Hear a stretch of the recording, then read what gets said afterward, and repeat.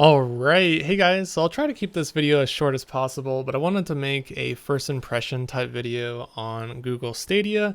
It's been out for quite some time and hopefully this is like close to the final product.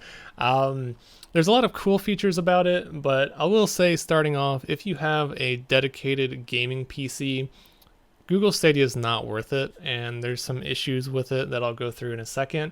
If you are a console gamer, or if you have a shitty laptop, or you want to play Google Stadia on a TV, I think it's worthwhile, and it's actually a pretty good service. So it's $10 a month for Google Pro, and you can get 2 months for free. So that's what I did. I made an account and got 2 months free and canceled the subscription. I'm sure a lot of people out there are not going to cancel, but it's nice to try out. So here are my library of games. There's not much here.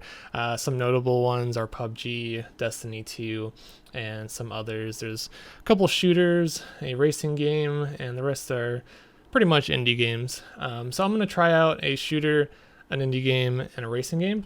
I also want to show you my internet connection. Usually it's about 200 down, but for whatever reason this is showing 290, a little bit on the high end, but usually it's a stable 200 down, so that's more than enough to play at 4K, I believe, but I've never been able to reach 4K, and that's one of the biggest problems I've had. So let's go ahead and jump into a game. I like to go fast and turn left sometimes. Okay, so this is Grid. This is a racing game. I'm by no means good at racing games, but I do enjoy them. One thing that I can notice right away is there is some slight input lag. And what I mean by that is like when I turn left, it takes like a millisecond to like register in the game that I'm actually turning. It isn't bad enough that the game isn't playable. Like obviously, as you can see, I can stay in the lanes and I can drive fairly well, but it's noticeable enough where you have to kind of trick your mind into braking slightly early and turning slightly earlier than you normally would, and it is certainly annoying. Also, you may be able to, I don't know if you can like see this in the video, but I have a 1440p monitor at 144 hertz, and this is definitely playing at like, it's either 1080p or lower than 1080p. It almost feels like it's 720p, honestly. It's kind of blurry resolution-wise, and it's not very appealing. Alright, so this is a first-person shooter. This is Serious Sam 2. It's a rather old game, but it's definitely a good game to test to see how shooters work. So I'm using a controller. Let me try using mouse and keyboard. It might work better. Oh god. The input lag on mouse and keyboard is terribly awful. And there's even some like FPS issues. Like there's some seriously bad stutter and some frame drops. And I wanted to say again, let me just go ahead and pause here. For some reason it makes you use your phone to establish the performance settings. And I don't know if you're going to be able to see this, but I assure you it is on best visual quality up to 4K resolution. And I've looked through all the settings, and honestly I can't figure out why the resolution is so dang bad.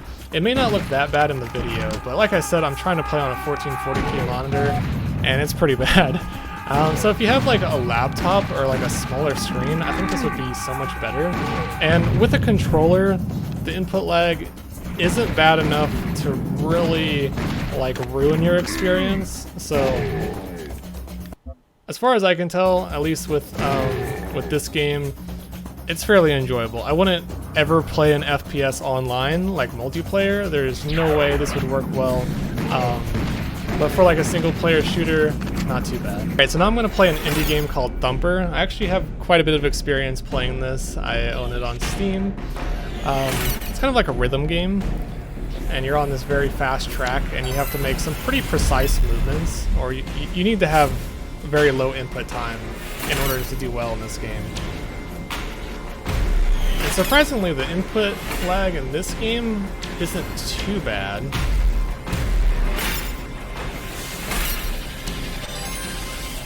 If anyone's ever played Thumper, the first time you play this is actually kind of difficult to hit each of the little obstacles, but so far it's fairly enjoyable. And one thing that I really like about Stadia is you don't have to download any of your games. You don't have to download the updates, you don't have to download the game. You just click play and it instantly launches and you can start playing immediately. What's also cool about Stadia that I think a lot of people don't realize is since you don't actually have to run it on your computer or on your phone, it doesn't really consume a whole lot of battery life. Like, yes, you're downloading a lot of video at once, but in terms of sacrificing power or battery, it's very lightweight. Alright, so this is a indie game called SteamWorld Heist. It's a very slow-paced strategy game. And I think these are the type of games that I would probably play on Stadia because input lag really isn't an issue.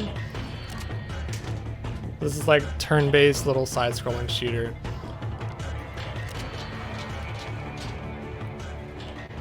And so far I'm enjoying this. Like, this is definitely something that would be really cool to play like on my phone. I don't even know if it might be a mobile game, honestly, but let's go ahead and keep going. Sprint past the turret. This is just the first level. Obviously it's more of a tutorial. Alright, so it wants me to use an ability here. Select action ability, power shot. There we go, kill the turret. Alright, so I don't think there's any purpose to play anymore. To just wrap up my thoughts of Google Stadia. Some things I like about it: you don't have to download the games, they launch immediately, and you can start playing literally within like a minute. Also, it seems to stream pretty well. The input lag, while it is noticeable, I don't think it really hinders the gameplay all that much, especially not in most games. I think first-person shooters struggle a little bit, but I think a lot of the other games will run fine, just not multiplayer games for obvious reasons. I think with mouse and keyboard, it's absolutely shit. I would highly suggest using a controller.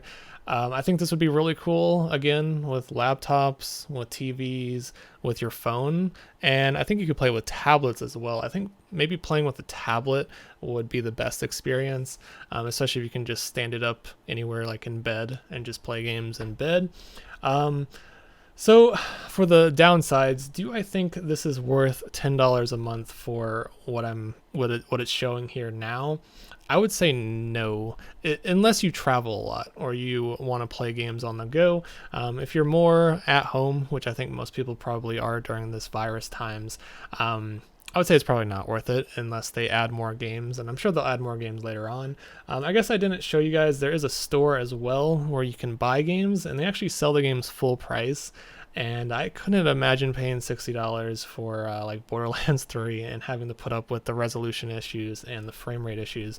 And for being a pro member or whatever, you get discounts on certain games as well.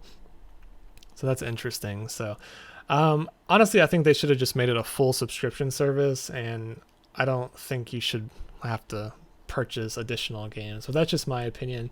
The biggest downside for me was the resolution problems. Again, it says it features 4K.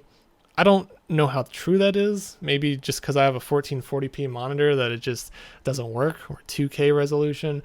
But it was streaming at either 1080p or 720p, and I thought it looked awful. But that's just my opinion. I'm used to playing games at max settings. I'm not sure if the settings in these games were turned down, because the options for the graphics settings in all these games, they're not there in the options menu, which is kind of interesting. So yeah, that pretty much wraps up my little first impressions review of Google Stadia.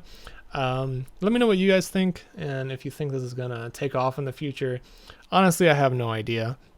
Right now, I think streaming video games is still a future concept, and while there is some plus sides to Stadia, it really depends. I don't think like PC hardcore gamers are really going to enjoy Stadia all that much. It is kind of expensive, but for those who are like console gamers who travel a lot, who want to play on a tablet, a phone, or a bad laptop, this is a good experience overall. So thanks for watching, and have a nice day.